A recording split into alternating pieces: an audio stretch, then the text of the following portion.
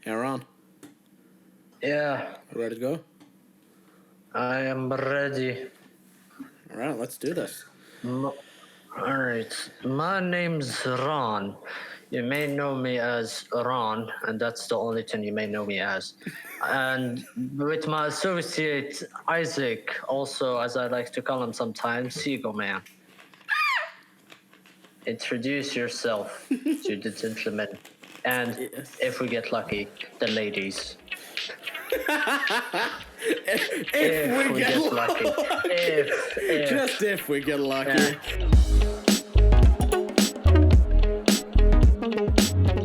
Hello, everyone. My name is Isaac. Welcome back. Welcome back. I don't know. Welcome back to the shit show, alright? Welcome back to the shit show, where absolutely everything and nothing can happen at once, and that's just how we deal with it. As long as we're not getting sued, we'll still make videos and podcasts. That's the motto. Yeah, actually, yeah. Okay, so we do have a couple of things to go over today. So why don't we just get straight into it with some PlayStation 5? Ah, yes, the PlayStation 5. Something you don't even have in your homes. Dude, honestly, actually, let me just say this. I bought a bottle of Mountain Dew, just earlier today, and literally on the label, they have, win a PlayStation 5! win a PlayStation 5. How much you want to bet they've already exported the fucking tin to, some place in Norway? Dude, I don't know, but you bet your ass I put my name on that list. Oh, I know. I know. Oh, I gotta get that PlayStation 5. That's, yeah. I mean, at this point, it just became like a jewelry. It's like a diamond at this point, honestly. Now... I mean, honestly... Yeah, go ahead. No, go ahead. No. Okay. But, in terms of, fucking PlayStation 5, I remember when PlayStation 4, PlayStation 3 got released, and when they got released, it was a pretty big deal, and there was, more than enough to support everybody. Now, they released the PlayStation 5, and it's already out of stock the first day. Oh, it's because of a bot issue. Wow, it sounds like we haven't been dealing with bots or entire decades. I mean, why is there Google Capita for? And even then, there's alternative. And now they're like, oh, I'm sorry. There's not enough stock. Go to eBay and fucking buy it for twice the price. Yeah, thanks. We'll fix it next year when we release our next gen console. So, okay, so the thing is, PlayStation 3 and PlayStation 4, they didn't have the same issue that we are having today, which is the chip shortage. So, the thing is, the amount of electronics that are being produced right now that requires chips from one or two insane. producers, it's been literally choking at this point. So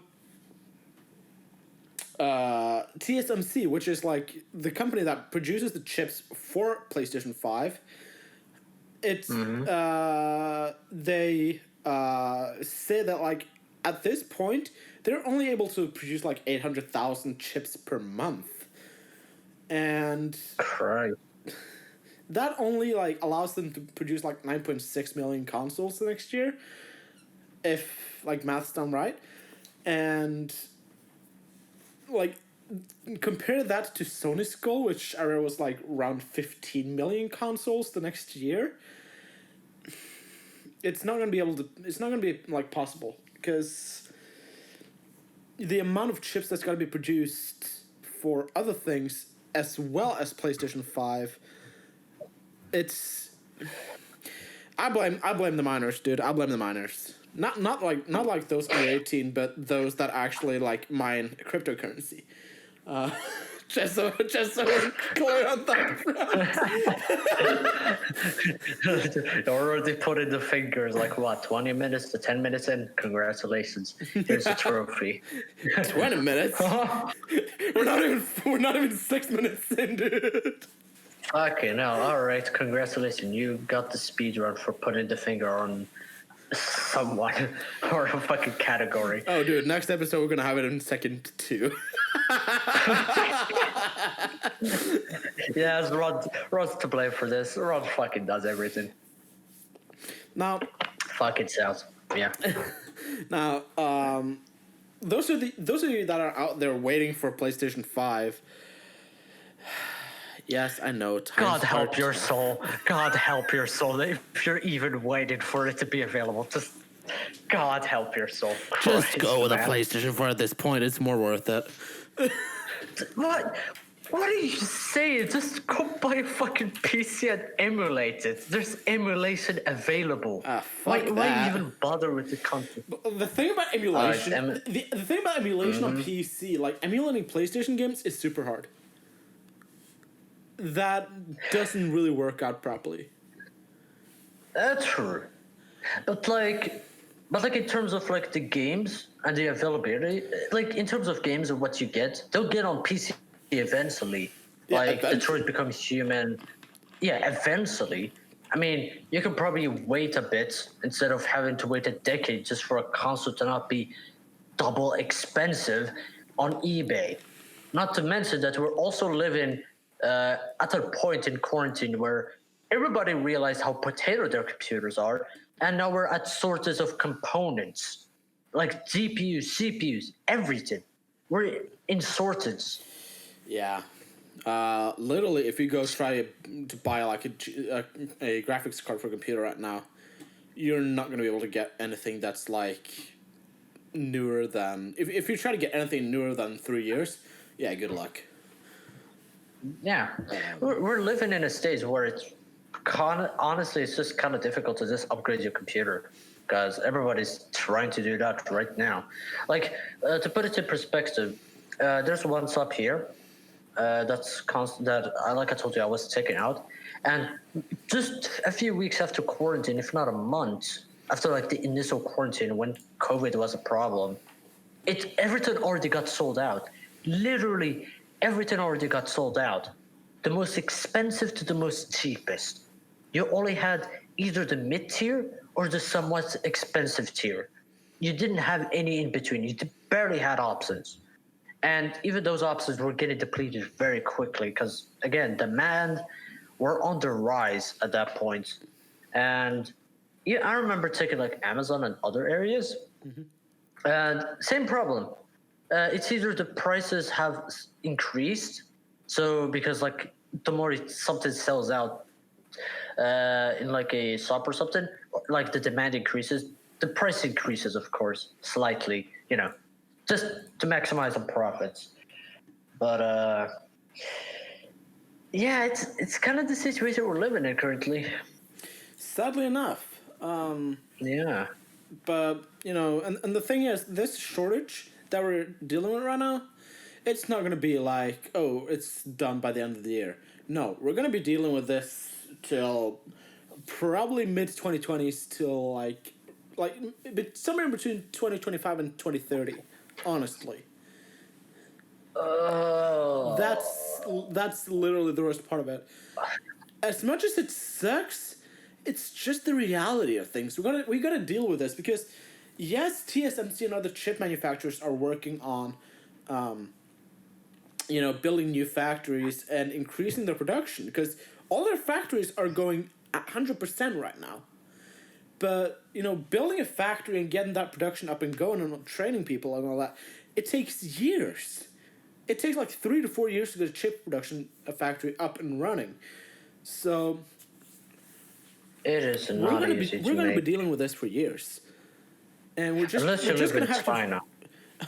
unless you live inside it. No, like globally, you're gonna have to live with this globally. Well, you live in China, you got access to some of the supply chain, but that's very, very difficult even there. So yeah, no matter where you live, you're gonna have to deal with this shortage, and that actually makes me kind of interested to see how Sony's going to be able to do their console refresh already next year, because Sony is rumored to actually redesign some of the internals of the PlayStation 5. So they're going to change the manufacturing process of the processor from 7 nanometers to 6 nanometers, which would lead to a little bit better performance, better opportunities for heat management. The chip wouldn't be as hot and all that kind of stuff. But that would mean a complete new supply chain. And how the hell would they be able to pull that off? Not to mention that, keep in mind, they're already releasing a redesign when people are already struggling to get the main PlayStation 5 itself. Maybe I doubt this will fix anything in terms of demand, because it's gonna release, and then the scalpers are gonna get a giant boner and just decide to buy the entire stock, and boom, you have now two consoles that are constantly just being scalped, and there's nothing you can do about it unless this time around they do something about it, which I doubt it. I mean, it's a safe bet for them because somebody's actually buying their entire stock instead of just having some left. You know what I mean? Mm-hmm. Somebody's actually buying it. So for them, it's a good thing. For the customer, not really. So as long as the purchase is legitimate, that's all they care about. If it wasn't, then maybe they'd take it a lot more seriously, if you know what I mean. Because it's like the saying, if what hurts a company the most is their income. If their income starts to plummet because of a certain problem, you bet they're gonna fix it in 24 hours, as soon as possible. Whatever, it could be any enterprise, any company, they would fix anything that is related to their financial situation, because that's how they survive, pretty much. They don't care about reputation. The reputation is like a secondary thing. Financial substantiate their financial situation, and just making sure that they secure those gains is what matters to them at the end. Because you may have reputation, but if the company isn't alive, it doesn't matter. You'll just become quote unquote a legend. That's it, or just a myth, or whatever you want to call it. Yeah. Also, side note, PlayStation 5 redesign, it awfully looks like a grill. Like something you put on top of, and they just grill. I legitimately can see myself putting two paninis on top of the console, and it just cooks them. No. Then you have the power button where it's like the grilling option, and then you have where you're supposed to insert your disc. That's where you insert your paninis.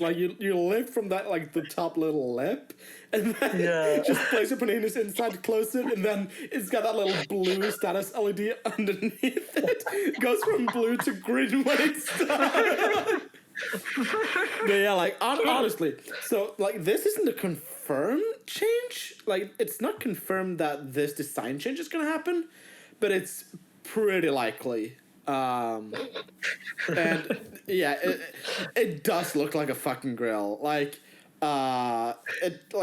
If you're listening to this on a podcast app, you can't see this, but if you see this on YouTube, I will definitely make sure to put a photo of this PlayStation 5 up there. Because it does look like a grill. It really does. Then you have the ventilations on the side where it's that's where the steam comes off. It's like it's secured in there. It's like a fucking cabinet. Yeah. The USB port is the gas inlet. It used to be that's where you put the juice in. It's electrical, like a car.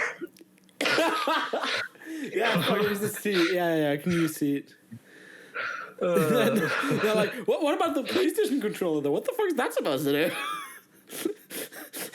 Tell it to cook faster. You're yeah,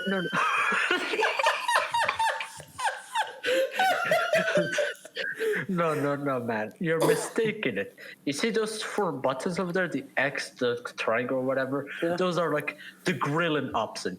Do you want it do you want it to cut it like in what shape? And then you have like the then you have like the advanced user mode, which is like those number pads.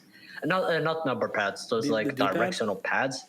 Yeah, the D-pad, that's like the advanced user mode if you want to put like a custom one, or you really just want to ruin somebody's sandwich or just paninis, whichever it is. And then the middle button is just to turn it off at distance. And then whatever is in the middle, I don't know. I guess it's just like fancy stuff. I don't know. the touchpad is just like control the LED, and then you have No. It's not to control the LED. No. Oh, God. It's for you to feel the heat. The heat. It just produces the heat of the grill.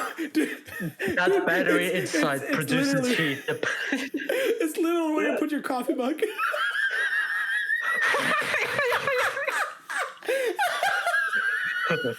Meal crumpet, putting it on the old PlayStation to cooking the two joysticks are holders. Then you have the triggers on the back that control the heat, and then you got the bumpers that control the. I don't fucking know. You might as well just say they're fucking nipples. Just like nipples. Yeah, the bumpers are just fucking like, nipples they can click. Yeah, if you're feeling horny, just touch them. Just wiggle them around. Boom. You'll hear a soft moan come out of the speakers in the middle. Then you might not want to have it as maybe they should not say it's a family product after all. I mean, it's supposed to be. Dude, what the fuck are you talking about? It's the most family-friendly product ever made. That enthusiastic voice sounds so fucking businessman. What do you mean? It's for family, man. Who said it had titties inside? Nobody said that. Who said it had porn? Nah, you must be kidding me, sir. Please take the place. Then the question becomes: who is the drunkest? The customer or the man talking? Oh shit! Honestly, I've revisited Stroke. I've revisited some Flash games, and man, nostalgia kicks in hard. Oh yeah, dude! Like real hard. It's kind of sad that like, Flash is over, honestly. Well, the legacy still goes on. That's the thing about it. It still goes on. It may have ended, like the updates for it, but as they say, when one legend falls, another one rises, and it's kind of like the case here, to be honest with you. Because even though Flash went off, there's still applications that are backing it up. Like, I've played it, not on the web, because, yeah, like you said, Windows is going to actively remove it. But there's applications like the one I'm using is Flashpoint 9.0 Infinity. And it essentially catalogs the entire Flash games like on the web. Like all of them are categorized in that specific app. And it's like half a terabyte. It's a half a terabyte. Damn. If you want to get like all of them downloaded, it's half a terabyte. If you want to just have a few games, it's 500 megabytes. Dude, damn. But yeah, it's like apps like those that kind of just like if you do something false, something's gonna replace it eventually. You know what I mean? Because it got announced way early on, so people had time to save up as much as they could and put it in their own storage, and then scramble on to, I don't know, just make something that that is very either similar to Flash or use the old software Flash to make it work, or maybe just tinker with it a bit, if you know what I mean. So what I believe actually happened was, like a part of Flash was, I think actually a part of Flash was open source. Don't quote me on that, but I actually think it was. And Is it? actually, let me check that. I'm gonna check that as well. But yeah, I think.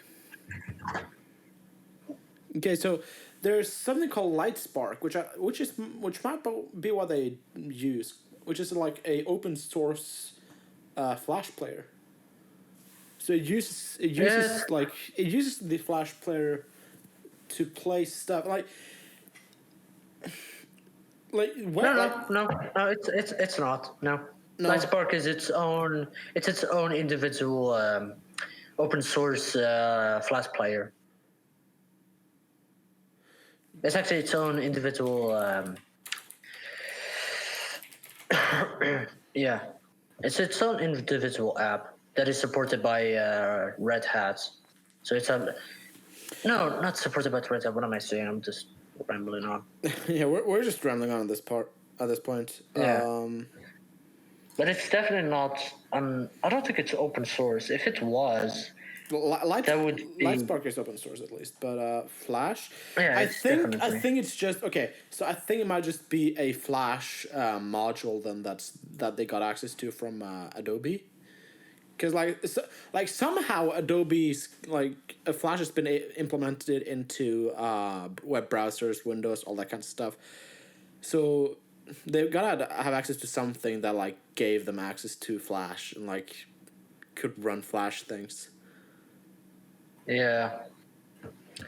Because there's different, like I said, there's definitely alternative to Flash, and honestly, I just decided to just revisit a few games like Madness Combat Classic and some other alternative games because, man, the nostalgia kicks in really hard, and I love those games. I love those games. I'm actually going to check if this game is... Okay, so that's Unity. Okay, that's fine then. I thought I remember I thought this game was Flash. Let me see. It's not gonna be gone. It's probably gonna be categorized somewhere. Believe me. Yeah, okay. So this game, Be Gone Guerra, it's actually a game that I played so much before. It's a web browser version of CS:GO pretty much. It's really good. Oh, I remember something very similar to it. God, at the time when people struggled to even run basic CS, Christ. Yeah, or even could afford it because back in the day, CS:GO actually cost money. Yes, $20, sir. No, yeah, $10. Forgot. Wasn't it? $10. Yeah, I think I remember it was only $10. Because I was thinking of buying it initially, but now it's kind of like I don't even want to touch the game. Because I've got to download it, but I don't really play it. I don't download it, honestly. Here's the thing. I'll go a little bit on a tangent. Go ahead.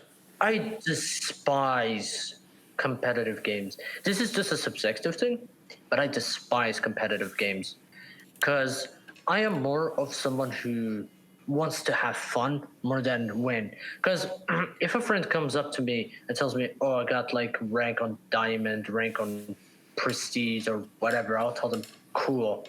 I won't I don't want to hurt the hard work or feelings. I don't really want to say that I don't care about rank. You could be whatever. You could be an administrator of a game. I wouldn't really give a shit if the game in question doesn't really intrigue me, or I'm just not into competitive games or matches, because for me that puts not only a lot of pressure on you as an individual, but your entire team kind of relies on everybody. So if you fuck up, it kind of takes a toll on you.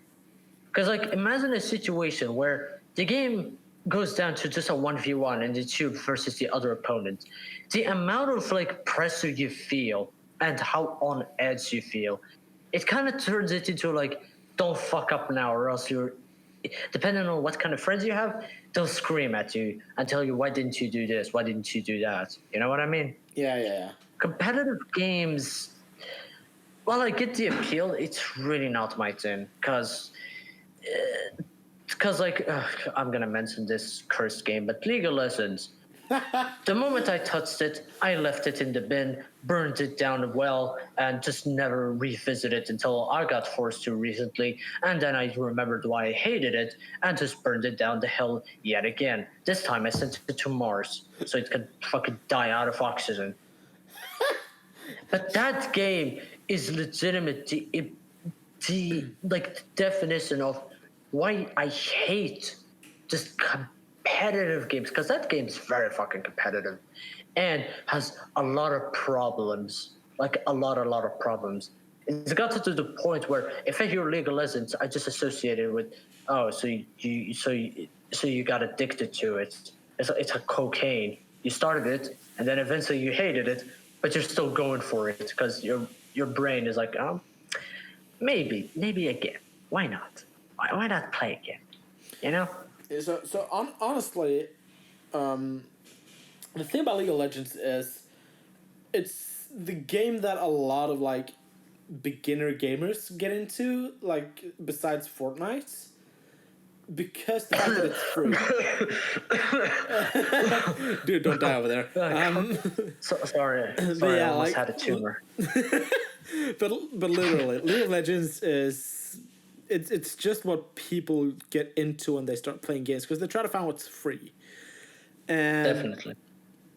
Like what I would say is the biggest issue with the game is the toxicity of the fan base, of the player base. Definitely. Like some of the players are all right, but if you start playing and then they do like one little thing wrong, and then you get bombarded in chat with like, oh, you suck, why do you do this, why do you do that, why don't you go just in the jungle and cry for yourself, you little baby. Like, it's so annoying. And because it's taking the game way too seriously than you should. Yeah, it's honestly like it's you're taking it like your fucking job, like you're on work, like trying to do a job. It's just a fucking game, for crying out loud. Yeah, tell that to people who play Rust. They'll fucking do a backflip and tell you, the fuck did you just say about taking that game as my job? The fuck did you say to me, a little shit? That game has a toxic fan base, but my god, man, some people there are fucking dedicated. I remember a YouTuber actually said, like, they had their one friend who guarded their base for a full 24 hours for a raid. You can't tell me that game there's no dedicated players. People are fucking dedicated. I have the game, but I barely played because I need friends to play it. Basically every multiplayer game ever, you need friends to kind of enjoy it a little extra, because when you fuck up, you just alt F4 and just play something else. Honestly, yeah. Oh, don't even get me started on the game. Don't even get me started on Rocket League. Oh my god. My brother plays it. That's all you need to know. If my brother plays it, it's already a no-brainer. Yeah. He plays games that otherwise I would be like, what the fuck's the appeal? Like, okay, like I get the... Go ahead. Like literally, like the first match I played, the guys just jumped into VC and just like, dude, you suck. Just quit already. My first game of Rocket League. I've never touched that game ever since. Honestly, that sounds like the more funner parts of it. Because here's the thing. When somebody tells me that, my neurons fucking fire up and I'm like, thank you very much, kind stranger. It's like fucking adding more salt to the wound. When you don't counter it with toxicity, that's how you rile them up real fucking quick. When you're not responding how you're supposed to, because it feels like a fucking insult to them. When you're not adding waste and you're adding water, that waste becomes angry. It's like, what the fuck are you doing? You're trying to fucking diffuse the situation? The fuck? What is this, man? Been civilized? But honestly, like, every time I think of like competitive games, I don't like it. When I think of non-competitive games, that's what I like to play. Because I play for fun. And some people don't know, only know fun when it's competitive games. And it's like, all right, it's fine. I understand. It's just I don't like when a game is fully about like the skill gap, because that also matters. When the skill gap is so high, it kind of makes it harder for you to get adjusted to the game, because you have these players who already mastered the game and already know like every single part. Mm-hmm. And the funniest part is, even though you have those kind of players, they're always gonna get beaten by a noob. Because like as my friend Tom said, the most scariest thing you could encounter in a competitive game, or just a game that's very competitive, is a new player. You don't fucking know what they're gonna do when somebody who played the game copies literally every other guy, so you know what they're gonna do next. But when it comes to somebody who never touched the game, you don't fucking know where they're gonna come from. You don't know how they're gonna kill you. That's so true. That's the scariest part, and I can tell you that because I've had games where I was like, how the fuck? It's like a game where a guy, like in Rainbow, for example, for no reason, a guy who was like a level 23 got out of the window, did a full-on loop. All the enemy team, 3 of them that were left, were looking at the direction on the window. They were focused on it because the diffuser was there, right? Mm-hmm. And they were standing between each other. My man did a full turn. Then he used a breaching charge like on the opposite window behind them. He breached it.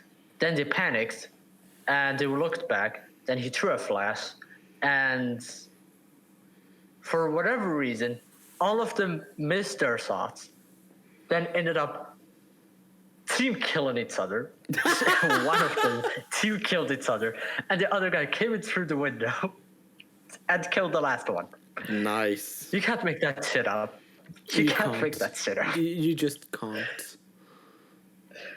And those guys were like gold and silver. It's not high rank, of course, but they have competitive history. Yeah. So when that happens, it's fucking hilarious. Yeah, it is. It really is. But yeah, competitive games not my thing. Casual games, yes, me like if I just like doing dumb shit, no matter the game. Same. If you can't do it, then what's the fun? What's the fun? Come on. That's the thing. If you can't just fuck around in games and do whatever the hell you want, why bother? I know. Yeah, it just doesn't make sense. Like, because it's besides games, it's just the mindset as well, depending on who you play with, the mindset as well. Because some people can't take losing because, we lost. Cool. Like, they instantly leave. They don't want to accept defeat. It reminds me of a meme where it's like when you have a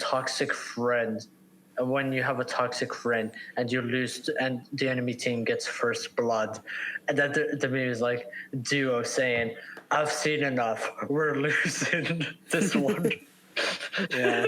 Already concluded the fucking game from that one match. He'd be right depending on what game it is. I tell you that.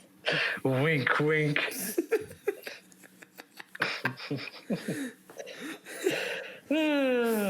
Brilliant. But for the most part, yeah, I usually just play casual games, or I just don't play games at all. All right, Google. Yes, Google.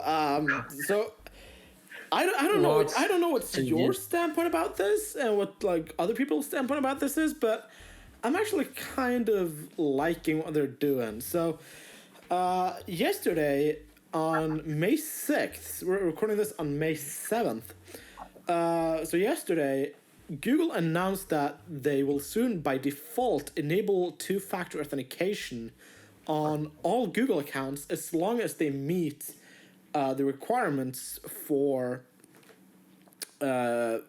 pretty much the Google prompt, as they call it. So the Google prompt is when you have like a two-factor authentication step where you sign into your Google account, and then on another account, if it's either Android device or iOS device, you get a little prompt in one of your Google apps saying, "Oh, is this you trying to sign in?" And then you just press yes, and then it just redirects you into the website. And honestly, like in my eyes, enabling such a important feature is It's important. yeah, it's really important, and it's a really good thing, especially in the light of the recent Facebook leak that occurred just a little while ago. Like a lot of people don't even know that. A lot of people doesn't even know that's like a thing, that two-factor authentication is something. So they never end up enabling it, and therefore their accounts are vulnerable, which, yeah, no me gusta. But then no me gusta, no me gusta, mamma mia, Italiano. No But me like gusta, in terms of exactly, but like in terms of definitely understood. But in terms of like what the two authentication is, because if we're looking at the privacy freaks out there, it depends, because it's a good thing if it's not like forcing you to put your phone number. Because again, we're talking about Google here. They love information like Facebook. They'll gobble that shit up.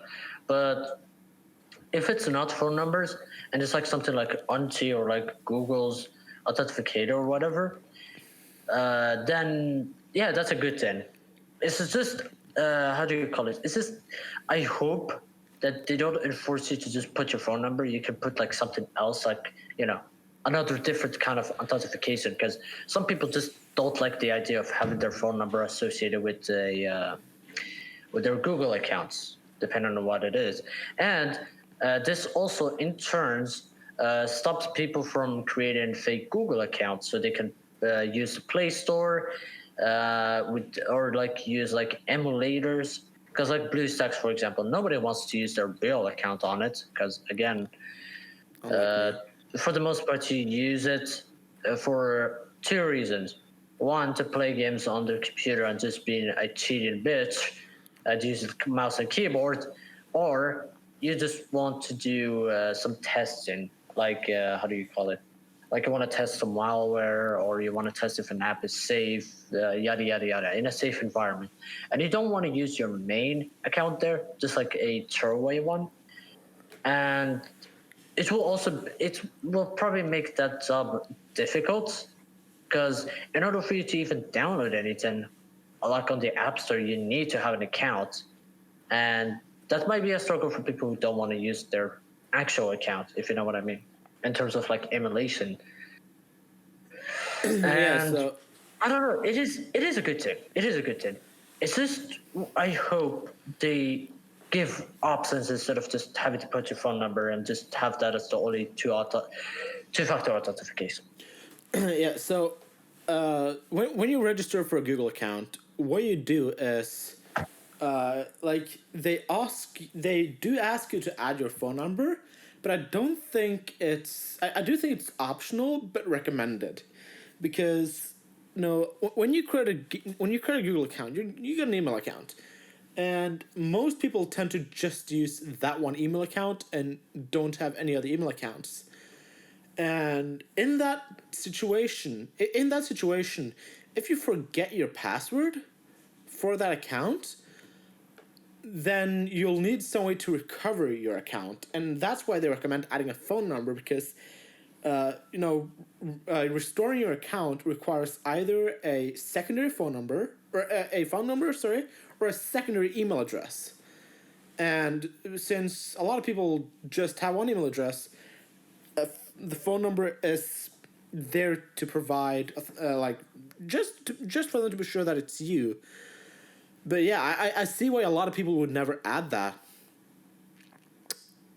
But it's not at all required for two-step verification, because the way that this Google prompt works is, if you have an Android device, it's you don't even need to do anything else than just sign in to Google account, because every Android device comes with something called Google Play Services, which is a back-end compatibility layer that connects all apps up to Google Play, so they can like scan apps and update apps and do all that back-end shit that they do. And that backend layer also has that authentication thing built in. But if you have an iOS device, however, you need to have one of the Google apps, either Gmail or Google Search. As far as I know, it doesn't work with Chrome. But if you have either Gmail or just the Google Search app, and you've signed into those apps, you should get a notification on your phone that you just have to go in and accept.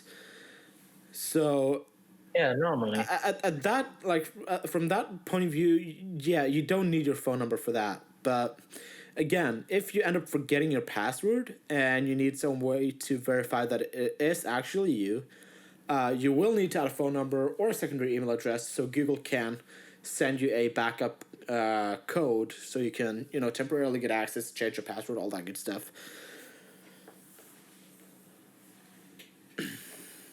Yeah, that's more like it. And honestly, that's what two authentication is basically is. I mean, that's literally what it is. Just, how do you say? Verify if you're who you are. Yeah. But besides that, it's like, it's pretty straightforward for what its purpose is. It has extra security built in, and that's what's important. But again, a breach can happen no matter how strong the security is. You could have two-factor authentication. It would protect your individual account, but that's basically it. I mean, it protects your account, but like I said, in terms of like a breach, you're not immune to it, because if the server it's stored on get leaked, then that's your phone number and your password and all the yada yada, gone. So hippity hoppity, your life is not my property. Brilliant, just brilliant. I'm losing brain cells as we go on. I think we both are. Fucking hell, man! I'm losing my focus. But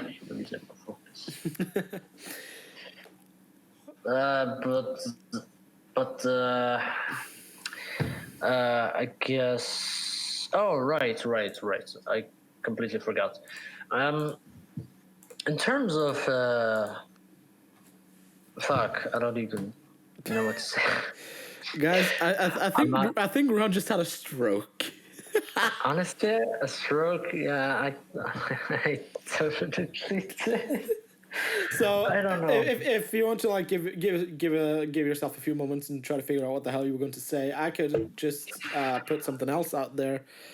Okay, go ahead. So go ahead. if you have a Windows computer, from later on this year, I believe, second half of 2021, your computer is going to start looking quite a bit different. So Windows 10 is going to have quite a few UI changes. So changes to the user interface and the elements that you interact with in Windows. One thing that's definitely going to change, that's just been confirmed by Ars Technica, is a lot of the icons that we all know and love. Like the folder icon, the save icon, the USB drive icon, all that kinds of stuff. The old style icons are going away this year, and Microsoft are replacing them with, in my opinion, more uglier, flatter icons that doesn't have that much character to them. Like just looking at like some of the drive photos, they literally just look like servers, whereas the old drive photos actually looked like hard drives. Yeah, I mean, it's basically the equivalent of like the simplification issue, if you know what I mean. Yeah, It's like every logo has just been simplified to oblivion to the point where it struggles to have its own identity because it's like, oh, this thing does the same job as this thing. And I will say this. Simplification has started to become a genuine problem that started to irritate a lot of people these past few days, or just like this past few years, because like if you go to basically any website or like any major website, you'll always see like for example, you'll see that they'll have like a guy or a gal or like some kind of picture esque. They'll use like the same style where it's very simple and they look human and it's like the perfect world or like the perfect fucking, it's like a utopia. And that style has been used. You've seen it before. That style has been used so much to the point where just seeing a simplified logo, like extremely oversimplified, that it became not only a meme, but at the same time became just something that people started to hate because things have become so simple that it got a name for it, and it's like corporate art or like corporatization art. Yeah, like It's like art. Yeah, go ahead. To put it like this, in 50 years, all company logos are just going to be a dot. Literally. It's going to be some sort of dot with just a color in it, and that's it. Nothing else. That's pretty much it. I mean, I wouldn't be surprised if that was the case, because honestly, who would be? Who would be? It's just, I don't know. I used to like simple stuff, like simple design, but now it's just lost its meaning. You could have a simple design, but it would lose its meaning because everybody's copying each other. Yeah.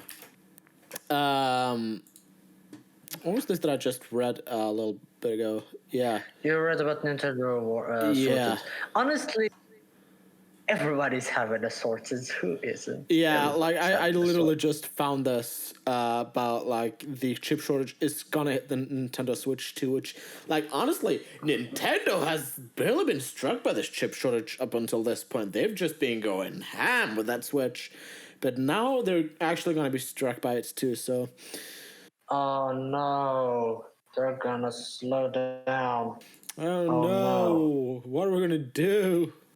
Nintendo, the same company that literally strucks fan games that have a lot of effort put into them. The same company that is still living in the caveman zone where they have to strike that is related with their name. Yeah. I mean, I mean, I'm not even surprised considering like considering like Nintendo has a really bad history with fans. It's like the equivalent of, we treat you well. Here's some really good games. Because Nintendo has like really good, they have really good marketing. They have good games. They're like the only company that consistently puts out good games. But for some reason, they fuck it up. They fuck it up. They honestly do. You have good games, you have good fan games, and people just re-uploading your music, it's like a strike. Come on, Nintendo. Nintendo is literally one of the strictest companies in the world when it comes to like uploading, because like honestly, game music cannot really be copyrighted, because then if you do a gameplay, you like honestly, if you do a gameplay of some Nintendo games, then in all theory that gameplay should be copyrighted because it has the game's music in the background. But that doesn't happen. But when someone uploads the track itself to YouTube, they DMCA it instantly. And honestly, I don't even think they are allowed to do that, but they keep getting away with it because they're fucking Nintendo. I mean, yeah, because technically it is their property. Like, you can't really argue otherwise. Because, yeah, you're allowed to stream the game, you're allowed to upload the game with the music and whatever, but in technical terms, they own the property to that game, so they can do whatever the fuck they want. The issue is what you just said is basically what's happening with Twitch, where when you stream it, it's fine, but like when somebody clips it or whatever, the entire audio gets cut off for copyrighted reason, and that's really irritating. But at the same time, it's hilarious. Yeah, and it's hilarious when you how do you call it? It's hilarious when you get some clips where the audio is like not cut out because the content creator or the streamer just says some random stuff to fill it out. You can easily fool the AI, just like, because what the AI essentially does is it just matches the audio chords of the original song to what's being heard right now. If you talk over it, it's a lot difficult for it to know, okay, is this the song? How do you call it? Is it the song of like this song? Is it like the same thing or is it changing? Because again, fair use exists. Some people don't know that exists. The poor bastards. But fair use does exist, which means that you can, tamper around with the material and get away with it. YouTube Honestly, and Twitch kind of forget that, and that's kind of what just content creators a lot, because, well, YouTube has its own issue, but Twitch is kind of bad, as in, like, you can't really stream without having, like, this idea in your mind that, okay, I have to check if there's copyrighted music, because I want to keep this as a clip in my own channel, in my own Twitch channel, so people can view it. People who miss the stream can still view it. And some of those streamers, like Joel, for example, thankfully take those clips or take whatever it is, the full stream, and post it on YouTube. And that's good. Yeah. Because you're not bothered by that shitty cutout that Twitch just forces in, Yeah. So, yeah, that's my take on it. Yeah, Nintendo, content creators today are content creators on Twitch today are not really lucky when it comes to like continuing with comes to keeping their stuff up with their music in it, because they just get DMCA'd on their ass, especially with that new DMCA rule that Twitch put in like a couple of years back.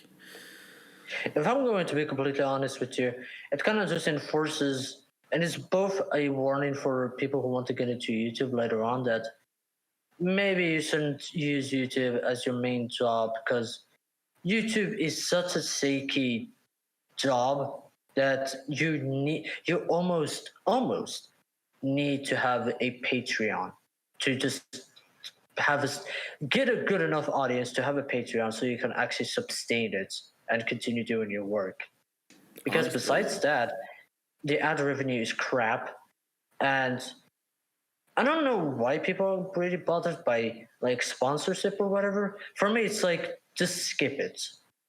Just literally skip it. I recall there was literally an add-on that does just that, just skips the sponsors and videos for you, and I found that hilarious. That for some reason it's just so bothersome to some individuals that somebody made an add-on specifically to just skip those ads, and that's hilarious to me. But unless you do those two things, it's so hard to make it a sustainable income as a career. Because for me personally, I just want to keep it as a hobby, because I have another goal in mind. Not because I still want to have a stable job, and for fuck's sake, Ron, focus on the topic. But YouTube is not a career. Fucking get a job. Don't look at it as a fucking career. For the love of God, you 10-year-olds or whoever is listening to this, please. Honestly, yeah, that's yeah, and like you Ron, I'm a content creator, and as a content creator, I could go on rambling for hours and hours and hours about this, but unfortunately, our time for today is over. We've actually run out of time. Yes. But Well, yeah, we do. Yeah, but we hope, like, okay. How the fuck do I even round this thing off? I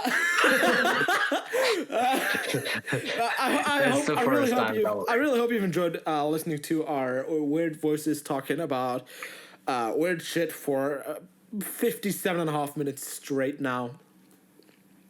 I mean, at this point, even I don't know what the fuck we were talking about. We started with somewhat of a structure, and then it just went haywire. That's like, usually what it does, though. I know. It's like we've had a stable fucking... Most podcasts just have a stable line. But we went from stable to like high to like below to the point where I'm fucking... Yeah, boy, it's like talking like a boomer, like in his 80s, talking about life advice. And then we went back into the line. And the line kept continuing. Then it's like, it's a puddle. And then it's a little bit of a mountain, a little bit of a heap, and then it's a fucking puddle again. And then, yeah, that's basically the entire conversation in a nutshell. And then at that point, it just went into like the fucking Mariana Trench. Honestly, yeah, but like that's what keeps things fun for me. If things are too scripted, it's just boring to listen to. And I hope it's the same for you guys that listen to this. If like that, we can actually just like ramble and not just follow a set script, because honestly that just gets kind of dry. Of course, like when it comes to silent areas or like areas where it's just static or something isn't happening, of course that's going to get cut out. There's going to be some degree of editing, but for the most part, the stuff where there's an actual discussion, we're going to keep that in. Of course. Like a lot of things are going to be cut down. There are little like pauses over here and there. There's a lot of stuff that needs to be done afterwards when we're done recording this. Ron, you'll probably go to sleep. I'll probably stay up all night editing this thing. I don't know. Yeah, I'll probably do that. I mean, honestly, you know me. I'll probably try to do the same later. You really try to get to sleep. Yeah, I'm actually really tired, so. You're reason. But yeah, so honestly, we don't really have set a time schedule for like when these things come out, but I imagine like once a week is eventually going to land on. So thanks for tuning in this week, guys. I really hope you enjoy our rambling about nothing and everything. Yeah, so tune back in next week when we're going to continue our weird adventures, our weird discussions, and our weird rambling about, I don't know, what is best, Snickers, Twix, or Coke? I don't fucking know. You went too fucking political, my dude. You went from Coke, Snickers, and just Twix. That went political. Because now people are going to say, okay, so what's the chocolate? Huh? How does it taste? Huh? Is there a difference? Honestly, I can give you the answer right now. Snickers for the win. Don't fucking... No. You're going to turn the comment section, if we ever get one, into a fucking barrage of just opinions. We ain't trying to make this Twitter. Stop it. Stop it, Isaac. Take no fucking Twitter. That's definitely something we'll have to... Actually, the Twix is better because you get 2 chocolate for the price of 1. And Twix, you get 2, Snickers, you get only 1 with a bunch of fucking bullshit. I call it poo-poo. You know what? I might actually turn this into Twitter, and we'll discuss that next week. we will have to discuss that next week. So, guys, pray for Isaac, my dudes. Oh, dude, the amount of moderation on the comment section is going to be pretty rough. So if you want to hear us next week, ramble on about the shitty hellhole on the internet that is Twitter and whatever else we decide to discuss, follow, subscribe, whatever it is. Stay tuned. We'll be back next week with another episode. And that's about it for us. Again, if you don't remember, my name is Isaac. With me, we got Ron. Let them hear your beautiful voice again, Ron. Changing it up. All right, so thanks everyone for tuning in. We'll see you back here next week. Approximately same time, approximately same decade, approximately same life, with the same shitty humor. Ah, hell yeah. See ya. See y'all. See ya, my lovely dudes. Yours. Lovely this scared that it needs to be. We'll see y'all next week. Howdy, partner.